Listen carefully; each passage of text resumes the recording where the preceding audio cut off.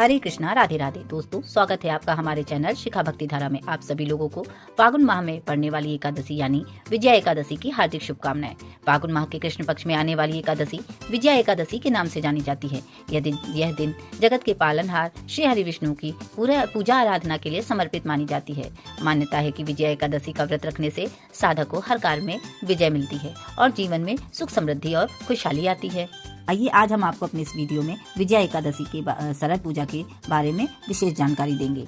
जैसा कि इस एकादशी के नाम से ही पता चल रहा है, ये व्रत सभी कार्यों में उन्नति और सफलता दिलाता है, साथ ही बेहद अधिक कल्याणकारी माना जाता है।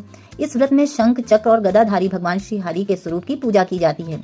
इस व्रत में दान करने का भी फल संपूर्ण यज्ञों के करने के बराबर वरदान मिलता है। ये व्रत न केवल भगवान श्री हरि के भक्त को बल्कि पूरे परिवार को कल्याण और समृद्धपूर्ण बनाता है। ये व्रत करने से आपके आसपास सकारात्मक ऊर्जा का प्रवाह बनता है। वैसे तो साल में 24 एकादशी व्रत रखे जाते हैं जो सभी भगवान विष्णु की पूजा को समर्पित हैं। मान्यता है कि इस तिथि पर उनकी उपासना करने से जीवन में सुख समृद्धि का वास होता है और धन की देवी माता लक्ष्मी भी प्रसन्न होती हैं। इस दौरान सभी एकादशी अपने विशेष महत्व और पूजा के लिए जानी जाती हैं। इस दिन व्रत या उपवास रखने से जाने अनजाने में किए गए पाप भी खत्म होते हैं। इस दिन विधि विधान से पूजा करने से मोक्ष मिलता है। अब हम आपको एकादशी पूजा के बारे में बताते हैं। एकादशी व्रत करने के लिए पहले भी बताया गया है कि ये 10वीं तिथि से ही शुरू हो जाता है और 10वीं तिथि पर एक समय शुद्ध व सात्विक भोजन करें, जिसमें लहसुन प्याज भी नहीं होना चाहिए। सूर्य अस्त होने के बाद हमें अन्न नहीं खाना चाहिए और ब्रह्मचर्य का पालन करते हुए भूमि पर ही शयन करना चाहिए। फिर एकादशी वाले दिन प्रातः उठकर ब्रह्म मुहूर्त में ही स्नान कर लेना चाहिए। अगर संभव हो तो किसी नदी या सरोवर में स्नान कर लें। अगर संभव न हो तो घर पर ही गंगा जल या आंवला रस डालकर स्नान करें। फिर साफ व स्वच्छ कपड़े पहने, हो सके तो पीले रंग के कपड़े ही धारण करें। काले व नीले रंग के कपड़े पहनना पूजा में वर्जित है। याद रखें कि इस दिन आप झाड़ू न लगाएं, क्योंकि कहा जाता है कि व्रत रखने वाले को इस बात का ध्यान रखना चाहिए कि उसके हाथों से किसी जीव को पीड़ा ना हो और झाड़ू लगाते समय छोटे जीवों को हानि पहुंच सकती है, इसलिए झाड़ू ना लगाएं। पूजा शुरू करने से पहले गंगा जल से पूरे घर में छींटे लगाएं और हल्दी से स्वास्तिक मेन गेट पर बनाएं। इससे घर में शुद्धता आती है। फिर सबसे पहले सूर्य नारायण को जल अर्पित करें और उनकी वंदना करें। फिर पूजा आसन पर बैठ के संकल्प करें। भगवान श्री हरि विष्णु की चांदी या पीतल की जो भी आपके पास मूर्ति हो, उसे आसन पे विराजमान करके उस मूर्ति का अभिषेक करवाएं और उसके बाद पंचामृत से भी स्नान कराएं। अगर आपके पास भगवान की कोई मूर्ति ना हो और आपके पास अगर लड्डू गोपाल का स्वरूप हो तो उन्हें भी आप पंचामृत से स्नान कराएं।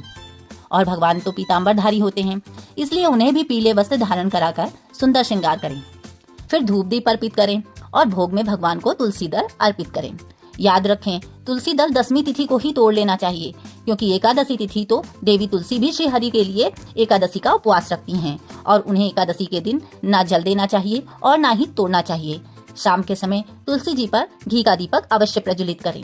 फिर भगवान को तांबूल, पुली, फल आदि अर्पित करें। फिर भगवान को मंत्रों द्वारा उनकी स्तुति करें। अगर मंत्र नहीं आते हैं तो आप नारायण स्तोत्र, विष्णु सहस्त्रनाम या विष्णु चालीसा का पाठ भी कर सकते हैं। अगर वो भी नहीं आता है तो प्रभु के नाम का कीर्तन कर लीजिए। उसके बाद फल व मिठाइयों का भोग लगाएं।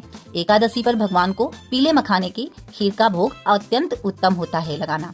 और फिर आप पूजा के बाद व्रत कथा का श्रवण अवश्य करें। कहते हैं कि पूजा में कथा का श्रवण अत्यंत लाभकारी होता है और फलदायी भी होता है। कथा श्रवण के बाद भगवान श्री हरि विष्णु और माता लक्ष्मी की विधिवत आरती करें। एकादशी के दिन व्रत रखकर पूरा दिन सोए नहीं, इसमें फलाहार खाएं और रात्रि में मंदिर में दीपदान अवश्य करें व रात्रि जागरण करके भगवान का संकीर्तन करें। अगले दिन द्वादशी को व्रत पारण का जो समय बताया है, उसी समय में व्रत को खोलकर व्रत पूर्ण करें।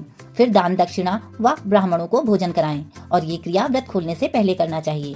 भगवान की पूजा अर्चना करके प्रभु श्री हरि की कृपा पा कर सभी की मनोकामनाएं पूर्ण हो, ऐसी भावना के साथ अब हम आपसे वीडियो में विदा ले रहे हैं और अगले वीडियो में विजया एकादशी की व्रत कथा के साथ फिर से प्रस्तुत होंगे। तब तक के लिए अगर आपको वीडियो अच्छी लगी हो तो प्लीज लाइक करें, शेयर करें व सब्सक्राइब करें। राधे राधे।